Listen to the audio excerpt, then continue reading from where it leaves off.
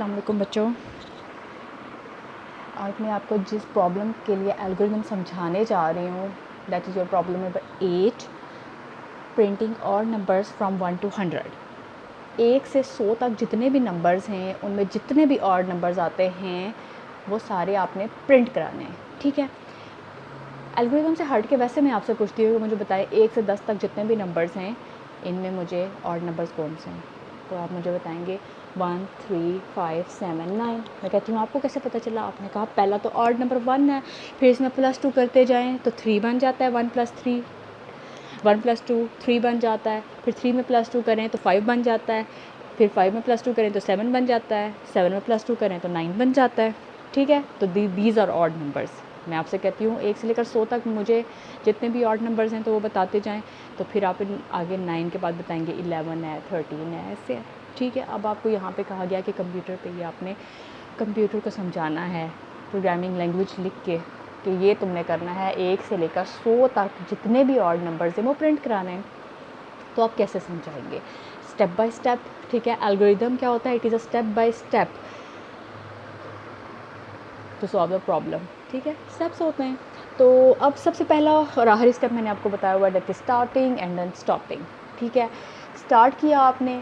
अब सबसे पहला ऑड नंबर है जी 1, ठीक है। तो इनिशियलाइज वेरिएबल के, एक वेरिएबल का नाम रखा है इज़ इक्वल टू 1, इसको 1 रखा है। वो क्यों? कि अब वैल्यूज़ इसकी हमने जो है ना 1 से 100 तक ऑड नंबर्स प्रिंट कराने। पहली बार 1 प्रिंट होगा, ठीक है, ऐसे ही होगा ना। पहले 1 प्रिंट होगा, फिर 3 प्रिंट होगा, फिर 5 प्रिंट होगा, ऐसे। तो ये वैल्यूज़ बार बार चेंज हो रही हैं। जिसकी वैल्यूज़ बार बार चेंज होती है वो क्या होता है? वेरिएबल होता है। इसकी वैल्यू हमें एक वेरिएबल के अंदर स्टोर करनी पड़ेगी, ठीक है।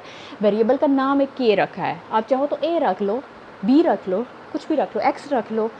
तो आपने इनिशियलाइज़ की वैल्यू इज़ इक्वल टू के इज़ इक्वल टू 1, ठीक है। सबसे पहले 1 आ गया, ये एक हमारा ऑड नंबर है तो इसको साथ प्रिंट भी करा देते हैं।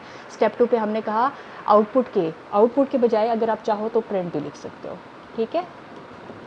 प्रिंट के, ठीक है, वो प्रिंट हो गया, 1 प्रिंट हो गया। अब इसके बाद क्या होना चाहिए? 1 में +2 होना चाहिए और 3 आ जाना चाहिए। तो स्टेप 3 में हमने लिखा इंक्रीमेंट बाई 2।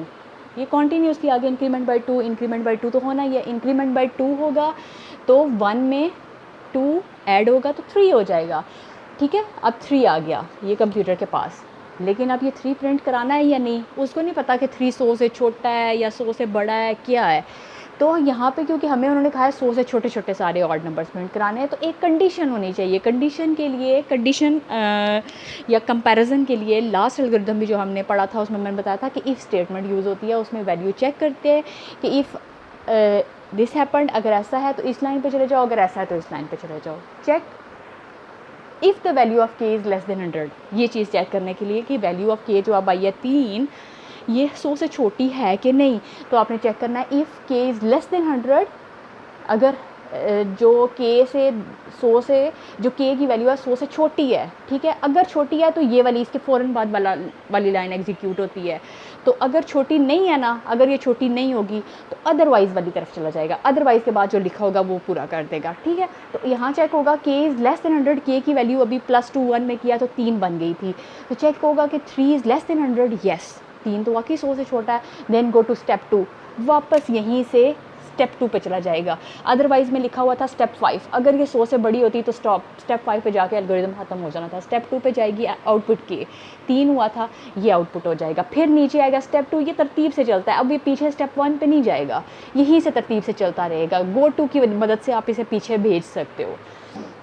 स्टेप 3 पे इंक्रीमेंट बाई 2, फिर इंक्रीमेंट बाई 2 करेंगे, 3 + 2 5 बन जाएगा, ठीक है। और फिर कंडीशन चेक होगी क्या 500 से छोटा है, येस छोटा है। फिर गो टू स्टेप 2, फिर पीछे चला जाएगा आउटपुट के या प्रिंट के, 5 प्रिंट हो जाएगा। फिर नीचे आएगा इंक्रीमेंट बाई 2, इसमें इंक्रीमेंट होगा तो ये 5 + 2 7 हो जाता है। फिर कंडीशन चेक होगी क्या 700 से छोटा है, येस छोटा है। तो फिर स्टेप 2 पे चला जाएगा, 7 प्रिंट होगा। अनलेस इस तरह से होता होता होता ये 99 आ जाएगा, ठीक है। 99 भी चेक होगा कि 99 लेस देन 100, येस। फिर गो टू स्टेप 2, वापस चला जाएगा, आउटपुट करेगा, 99 को प्रिंट करा देगा। फिर नीचे आएगा, इसको भी इंक्रीमेंट बाय 2 करेगा, क्योंकि कंप्यूटर को नहीं पता नंबर से, हमने उसे एक एल्गो दिया है, वो उसको फॉलो कर रहा है, ठीक है। वो 1 सेकंड के अंदर अंदर जो है ना, सेकंड से भी कम हिस्से में आपको पूरे 1 से लेकर 100 तक ऑड नंबर्स जितने भी हैं प्रिंट करा के दे देगा। यहाँ पे दोबारा इंक्रीमेंट बाय 2 होगा तो 101 बन जाता है, 99 प्लस 2 101। फिर चेक होगा क्या 101 100 से छोटा है, यहाँ पे पता चलता है नहीं 101 तो 100 से बड़ा है, तो गो टू स्टेप 2 नहीं होगा, बल्कि वो फ़ौरन ही ये अदरवाइज़ पे आ जाएगा, और अदरवाइज़ पे लिखा हुआ है गो टू स्टेप 5, स्टेप 5 पे है स्टॉप, तो स्टॉप हो जाएगा। और इधर आपकी आउटपुट 1 से लेकर 100 तक जितने भी ऑड नंबर्स बनते हैं, 1 से 99 तक बनते हैं, ये सारे प्रिंट हो जाएंगे, ठीक है। बहुत आसान सा एल्गोरिदम है।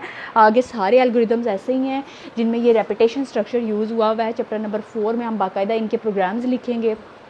रेपिटेशन स्ट्रक्चर का मतलब ये है कि एक लाइन जो आपको बार बार एग्जीक्यूट हो रही है, छोटा सा एल्गोरिदम है, लेकिन देखें कि इसमें एक लाइन को यहाँ पे आता है, फिर यहाँ से चेक होके वापस जाता है, फिर वापस जाता है, फिर वापस जाता है, एक गोल चक्कर घूम रहा है। इसको लूपिंग कहते हैं या रेपिटेशन कहते हैं। तो ये एल्गोरिदम जो है रेपिटेशन स्ट्रक्चर आपको समझाने के लिए, आगे जितने भी अभी एल्गोरिदम्स हम पढ़ेंगे इन सब में रेपिटेशन स्ट्रक्चर्स ही आपको समझाए गए हैं, ठीक है।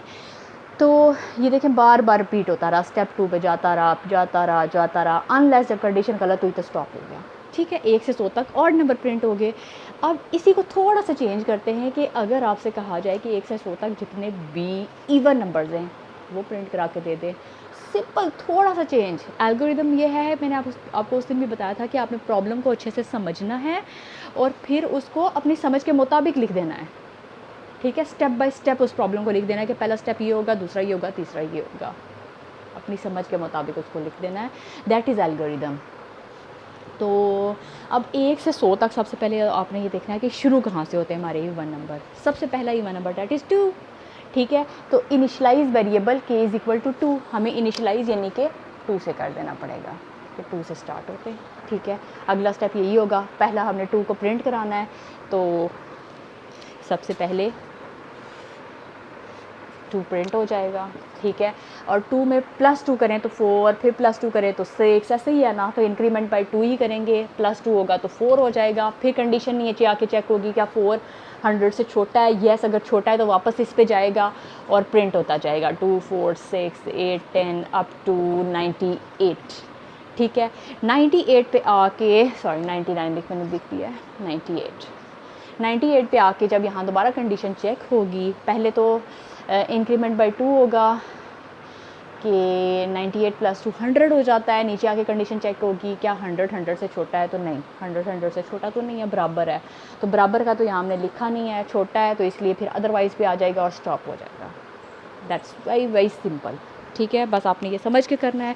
अब नेक्स्ट एल्गोरिदम करते हैं और इनकी आपने बहुत अच्छे से प्रैक्टिस करनी है और इनको जो है ना ख़ुद से एक दफ़ा प्रॉब्लम पढ़ के ज़ुबानी हल करने की, यहाँ से समझ के और उसके बाद ख़ुद से ज़ुबानी करने की कोशिश करनी है,